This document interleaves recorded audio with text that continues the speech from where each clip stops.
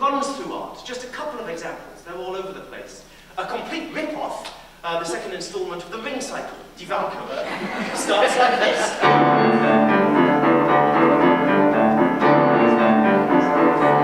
And then the horns. Then come the horns and the storm starts, and we're off on perhaps the greatest lied ever written, extended lied, Act 1 of Die Walküre. The same figure, this tonic triad with a sixth. And for those of you doing Hansel and Gretel, if I just repeat a note in that and turn it back into the major, and I give, and I harmonize it,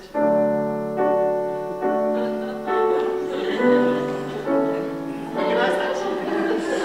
It's the prayer from Hansel and Gretel. It's exactly the same figure. It starts Hansel and Gretel, it finishes Hansel and Gretel, and it works its way through the whole piece.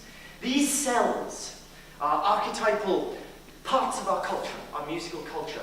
And this is perhaps the most important reference to it, this mill wheel. It spans these arpeggiotic yodel melodies. It runs through the entire cycle, and the sixth that forms its outline, my bonny lies over. That's a major sixth. That's how we learn what a major sixth is. That is the key to the cycle. The miller sings sixth all of the way through. So I'm going to skim a little bit through the course of the next songs. Feierabend is perhaps his first moment of doubt. He wants to be something greater than what he is. He realizes perhaps that the miller maid, with whom he's fallen in love in this hymn of adoration in the fourth song, is perhaps not of his station. She's above him. He's just a journeyman. And he longs to be something more. And our first, notice, sixth comes into the cycle, our first Neapolitan sixth. You don't have to know what that is, you just need the word sixth occurs. And that surprising harmonic attack is when allen eine gute Nacht, as opposed to mir eine gute Nacht. When she says good night to everyone, and not specifically to him.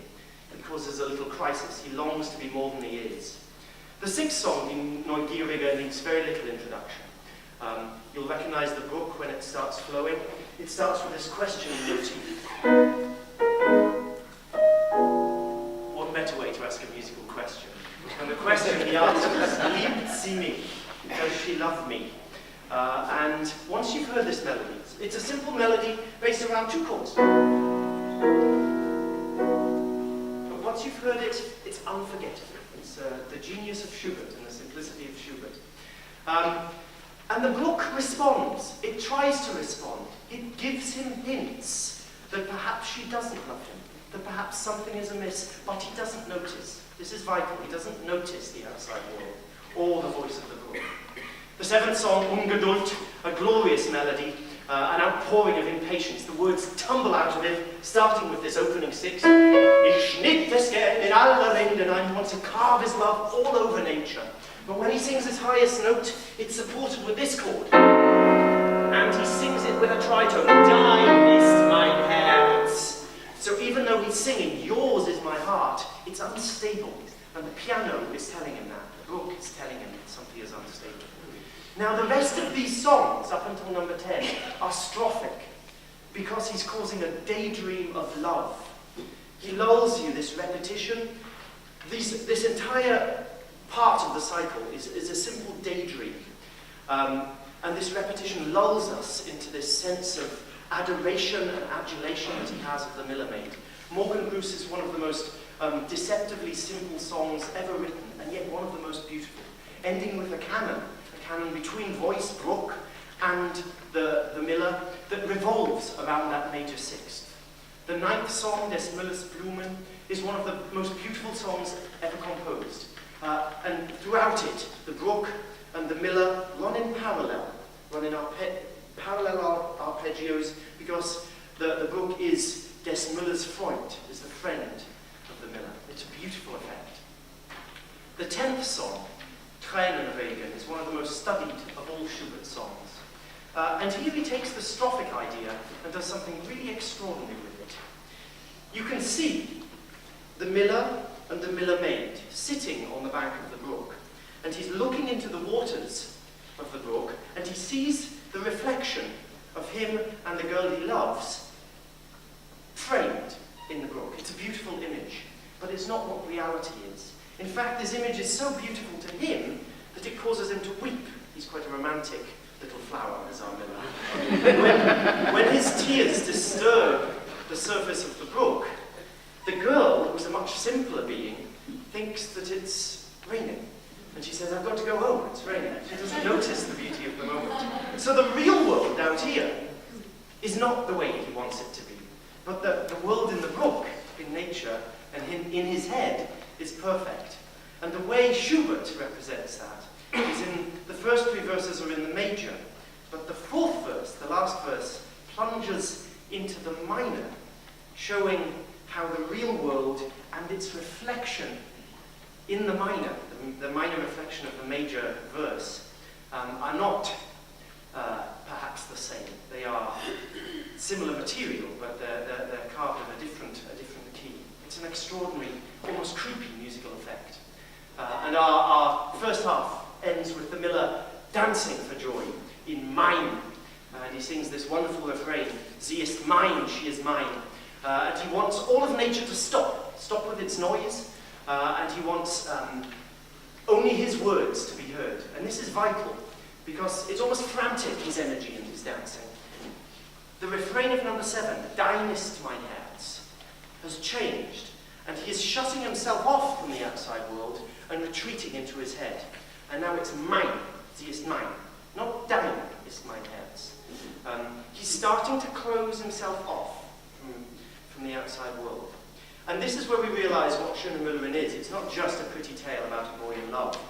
It's a rather harrowing and very desperately felt and very frighteningly true tale of the events that go on in one's head through depression that leads, unfortunately, to suicide at the end. The second half of the cycle is a truly amazing artistic experience. Perhaps it doesn't need to be repeated more than once a year, but it's full of some of the most miraculous musical miracles we have. So let me tell you a little about that.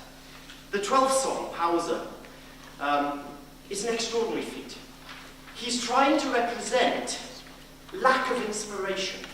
Now, how do you write a song about lack of inspiration and not make it sound uninspired? You have to be Schubert. So his phrases are very short and blocky and repetitive. It's basically the boy strumming on his lute. You can imagine him sitting in his apartment with his lute, with his ribbon tied around it on the wall.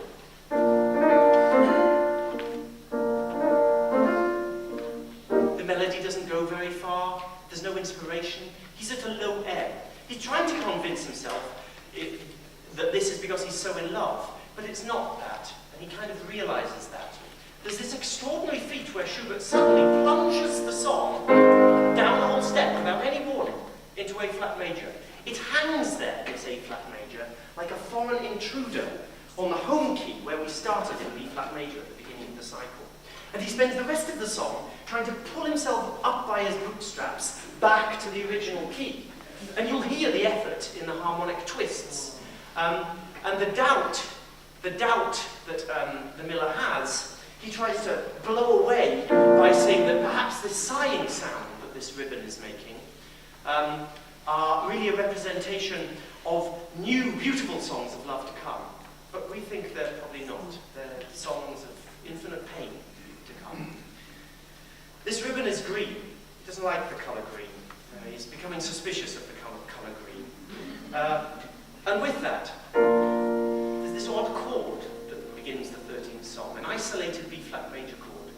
At that point, the Miller maid walks into the room, and we get a little portrait of the Miller maid. She's a very sweet girl. Skips into the room, and she says, "Can I have that green ribbon? Because I like the colour green." And he says, "Yes, you can take the green ribbon. You can take my songs. You can take my inspiration. Take the green ribbon and leave." And as soon as she's out the door, we notice why this colour green is a problem. Millers are white, traditionally, because they're covered in flour. Hunters are green, the colour of the wood where they hunt. And hunters are very butch and masculine and attractive things, rugged men. Millers are not. They probably eat too many cakes.